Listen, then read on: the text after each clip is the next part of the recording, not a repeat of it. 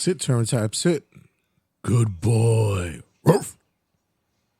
5, 4, 3, 2, 1, 0. All engine running. Liftoff.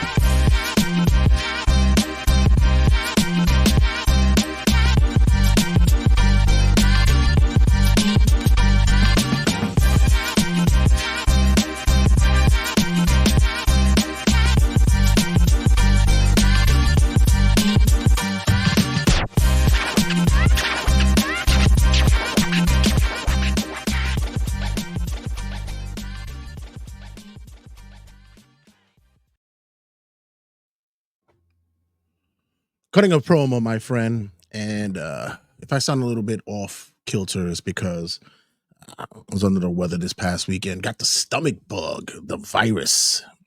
And oof.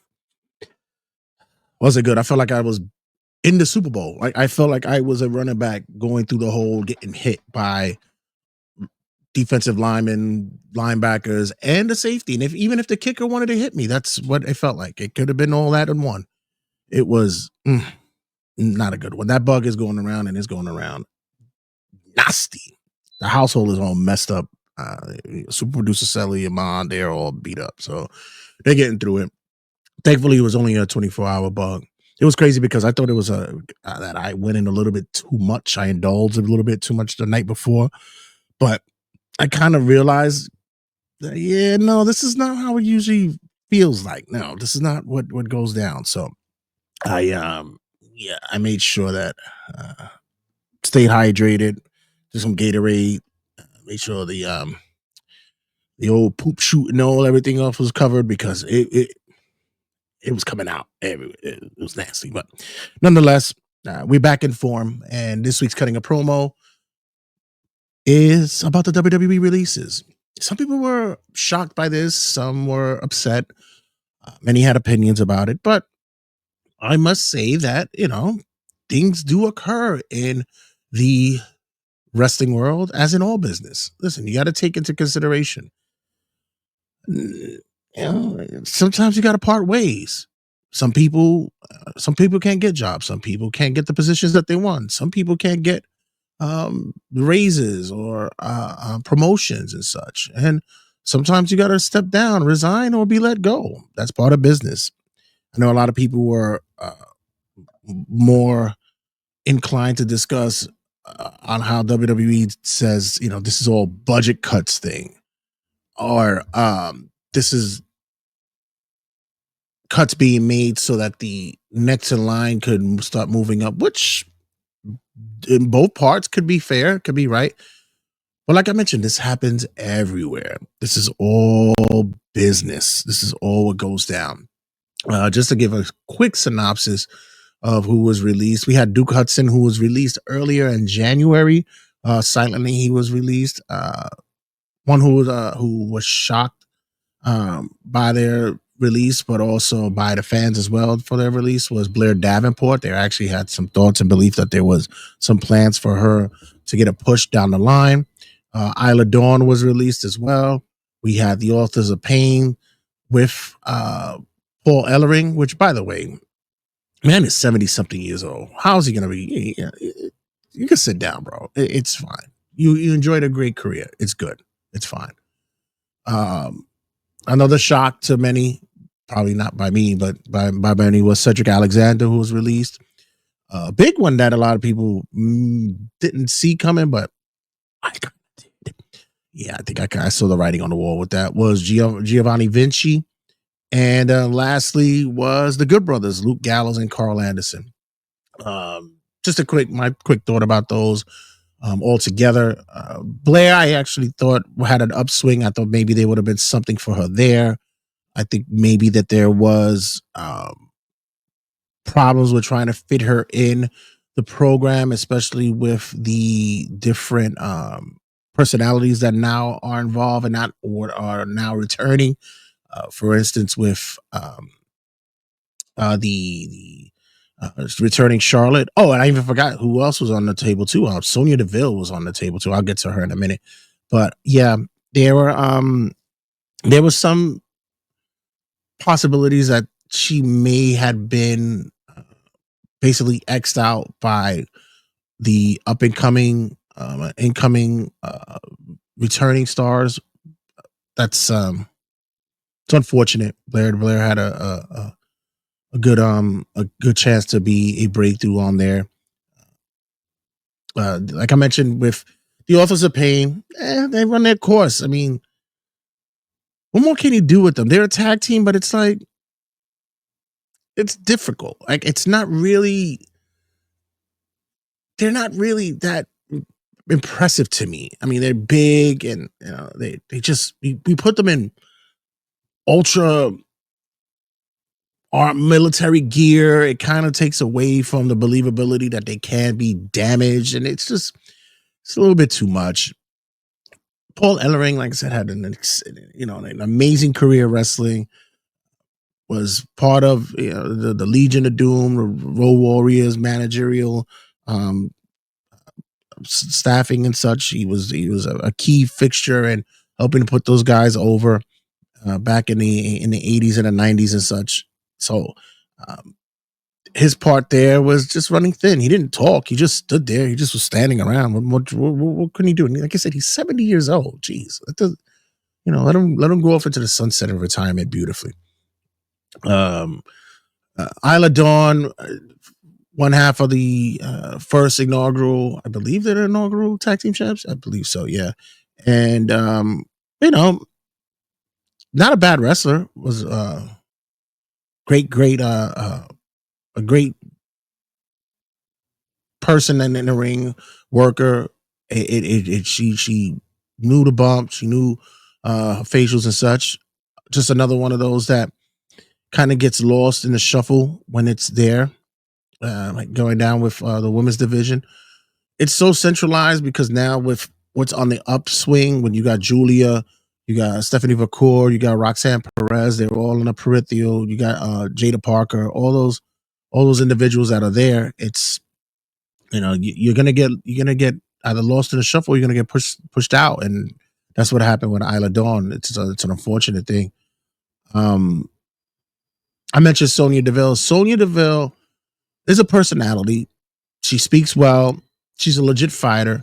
I thought the Pure Fusion Collective thing, the name is just terrible. The three of them, they looked really dominant during Rumble, which was astounding. I thought that was a great look for them. Put them on a map to possibly be something dangerous. But I think with Sonya, there might be a little bit more that she can do in and outside of wrestling. I think because everybody's, immediately it's, we're going to take you and put you on other promotions, but she has opportunities. She's, like I said, she's very comfortable on the mic. She'll be able to maybe help out in other ventures, maybe becoming a commentator for MMA and such like that. She's, like I said, she'll be okay.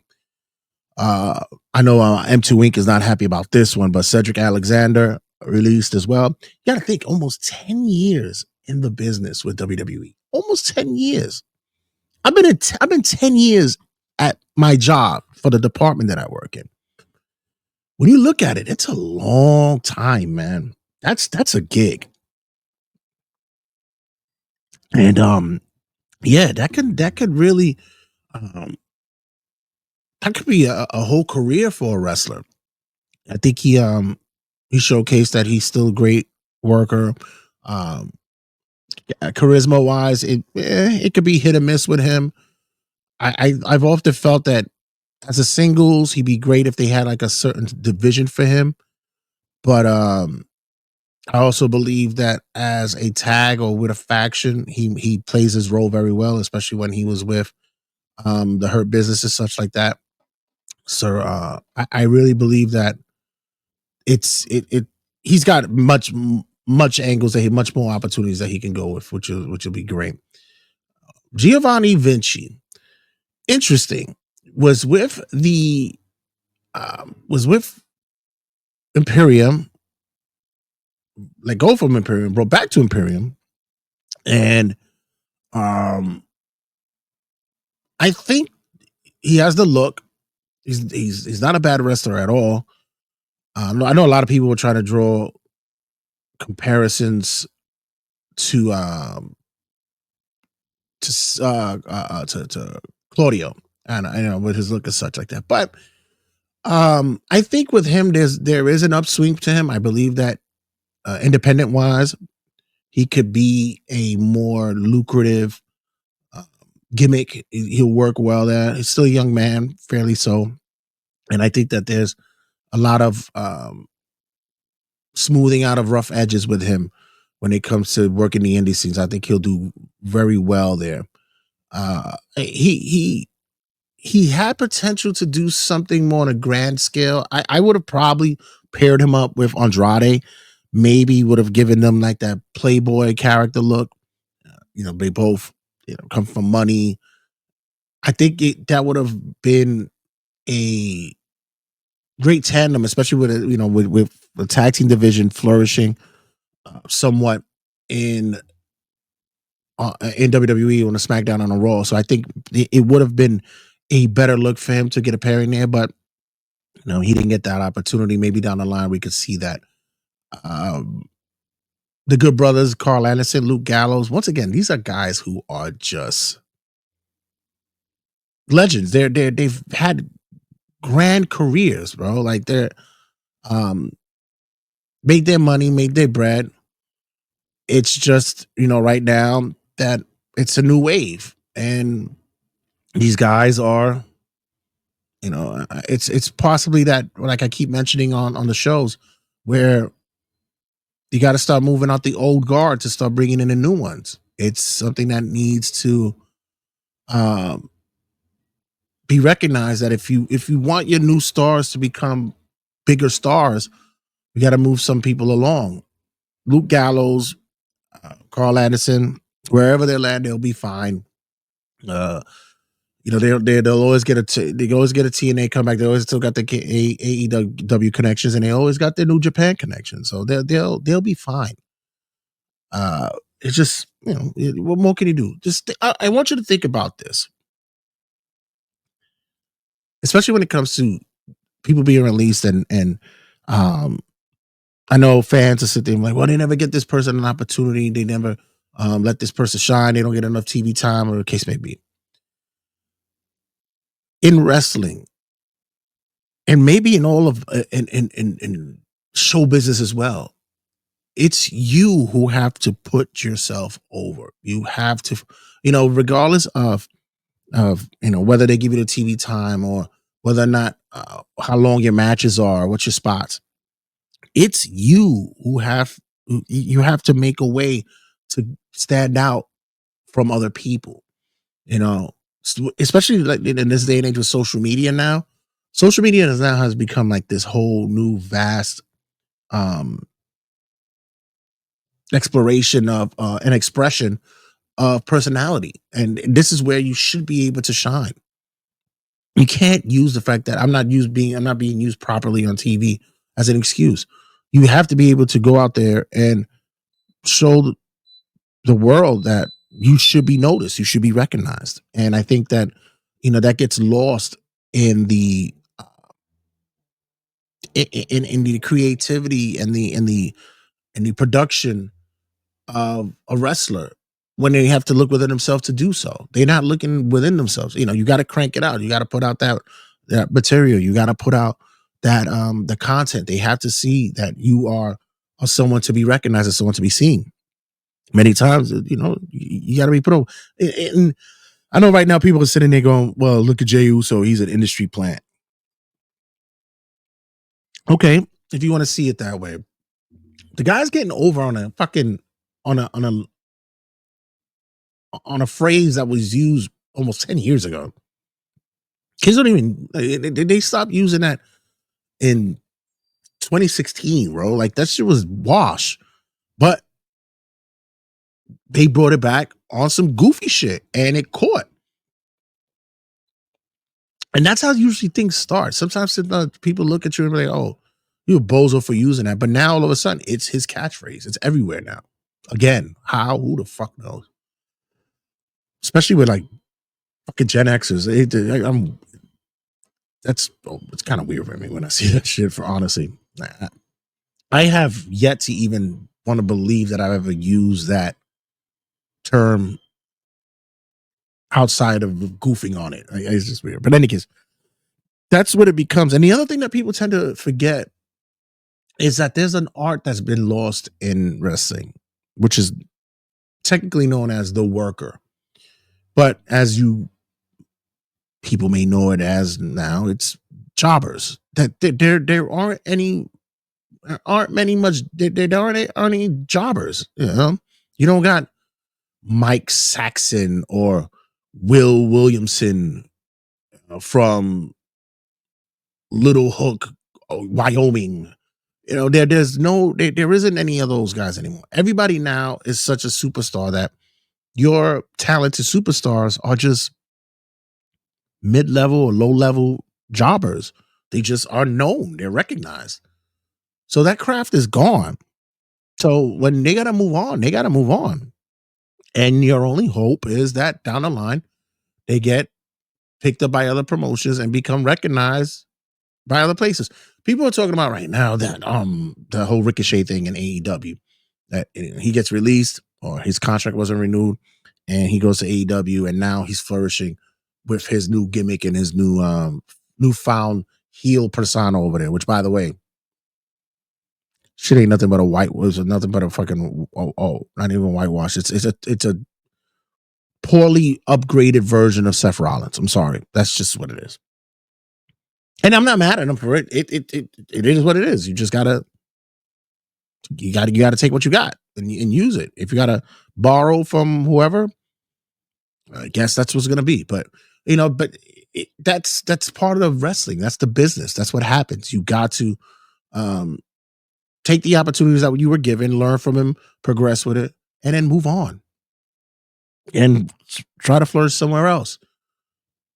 But I'll share this with you guys, and you guys know I always keep it 100 with you guys, and I'm raw with it. Even in my professional life, outside of the podcasting, and in my work life, I'm not happy. I'm being passed over for positions after positions, promotions after promotions. I'm being passed over. No reasons given. No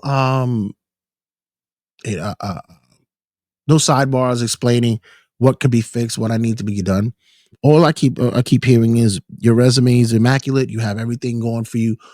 Why are you still at the position that you are right now? And I said, because I'm not being given the opportunity to flourish anywhere else in this facility. They're not giving me any opportunities. And for the past couple of years, I just sat there and I treaded water, hoping that maybe a life preserver will get thrown to me and I will finally get the opportunity I get. But reality hits and it's not there. I've been within this facility for 13 years and now I make 10 in this department. And I've proven that I'm an asset to many. I'm a utility guy. They'll call me for anything that they want me to, that they need me to do. But when it comes to getting the promotion, yeah, about that. So what's my next step? Time for me to move on. Time for me to go. And start looking for other opportunities. Start looking for other ventures in which that I could take my education and take my my experience, my wisdom, and my qualifications, and use this elsewhere. Because it's either sink or swim, and I'm not going to sink. I got to keep going forward, and this is what happens with these wrestlers who released. They got to keep moving forward. They got to keep trying to find what's going to be best for them in their careers and trying to find what's going to be their better positions within companies. So good luck to them. And like I said, never look at this as a door closing, as the saying goes. It's just another door opening up. And hopefully this is when many of those will be able to get down the line, which is a new opening, a new fresh start, and find success in other places. And who knows? As the world of wrestling, it's a revolving door. They'll always find their way back one way or another. So On that note, when we come back, we got much to talk about. We're gonna have a segment that's usually done on this show. It's called, what is it? That's what it is. Wrestling Rundown, ladies and gentlemen. For this part, this is you guys have been watching this on the YouTubes and on the socials. For Wrestling Rundown, you got to download and subscribe and be a part of the vibe of Turnbuckle Tabloid, and make sure you hear the rest of the show on there as well. So make sure you please follow and like and be a part of Turnbuckle Tabloid on all the podcasting outlets to hear the rest of this episode. And as always, guys, check you guys in a second. 2, 1, 0. All engine running. Liftoff.